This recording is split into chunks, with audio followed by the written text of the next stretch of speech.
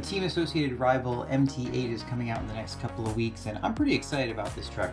Let's take a look at what you're going to get. First of all, this is a 1/8 scale monster truck. It should be directly competing with trucks like the Arrma Kraton or Outcast, as well as the Traxxas E-Revo 2.0 and the Red Cat Kaiju. Now this MT8 actually appears to come from the same OEM as the Red Cat Kaiju. They do share some suspension similarities, but they are two very different trucks. Dimension-wise, this truck's going to be very similar to the Arrma Kraton. It's also going to have smaller tires than the Arrma vehicle will, and most other 8th scale monster trucks for that matter. This is going to have 6-inch tall tires, and most trucks in this category have 6.5-inch tall tires. So it's going to be a little bit more low slung than you would probably expect from a 1/8 scale monster truck. It's going to include a nice looking wheelie bar. Again, these 6-inch tires that are going to be 3 inches wide. These tires appear to be more of an all-terrain tire than an off-road tire, so I expect them to do pretty well on-road and decently off-road. It's kind of hard to tell just by looking at the tread pattern how they're going to work, but I would expect them to be a reasonable all-around tire as long as they're designed well. Under the hood, you're going to get a combination of a plastic and aluminum chassis. The differentials and drivetrain are all metal. You're going to get a Reedy branded 150 amp Hobbywing 8BL150 waterproof ESC, as well as a Reedy branded 2100 kV Hobbywing motor. You're also going to get a Reedy 2513 MG servo. This looks like a pretty weak servo. It's got brass gears and it's only about 20 kg, so I expect that you'll need to replace this servo pretty much right away. Servo saver appears to be adjustable. The servo linkage looks pretty strong. Tie rod ends look pretty beefy. Looking more closely at the drivetrain, it appears that the ring and pinion gears are going to be made of sintered steel as opposed to machine steel like you get in the Arrma trucks. Now, Traxxas makes their gears out of sintered steel, and as long as they're designed appropriately, they should hold up just fine. It's going to have CVDs all the way around, which are pretty cool. A lot of trucks come with dog bones in the back and CVDs in the front. Also, by the looks of the parts catalog, you're going to get little dust boots for the CVDs, which is pretty neat. It does have a center tower-to-tower brace, which is a 2-piece design.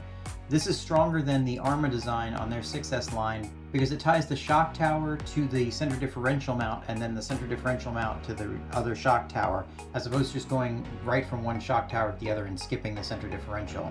Chassis is going to be a 4mm thick stamped 6061 aluminum plate.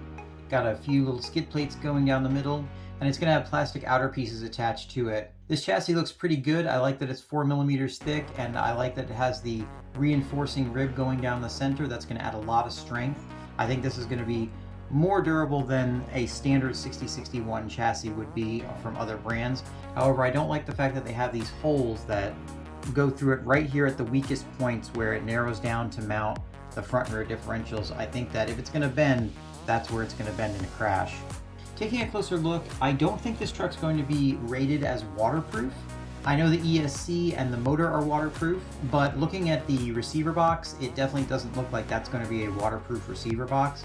That being said, it's not that hard to waterproof the receiver, and since you're going to be replacing the servo pretty much right away anyway, it shouldn't be too hard to make this truck waterproof. Taking a closer look at the shocks, we've got aluminum threaded body shocks, but plastic caps and plastic lower shock eyes as well as spring perches.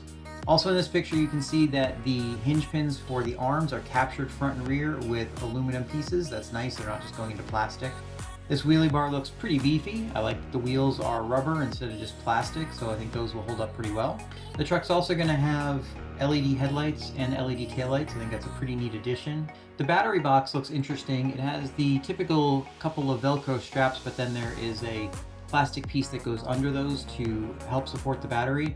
I think that plastic piece is going to limit what kind of batteries you can fit, but I would assume you can just take that out of there and just use the Velcro straps, which should help quite a bit, giving you better choices in batteries. So that's what you're going to get for $510. I think as long as they make their plastics durable and it's a good design, which it's Team Associated, so it should be a pretty good design. They're following this along after the MT10, which some people believe is the most durable 10th scale truck that you can get right now. So hopefully this follows along in those footsteps and is a really awesome budget 1/8 scale monster truck. Alright guys, that's all I have for you for today. We'll talk to you soon. Please like, subscribe, and comment if you have any questions. Thanks.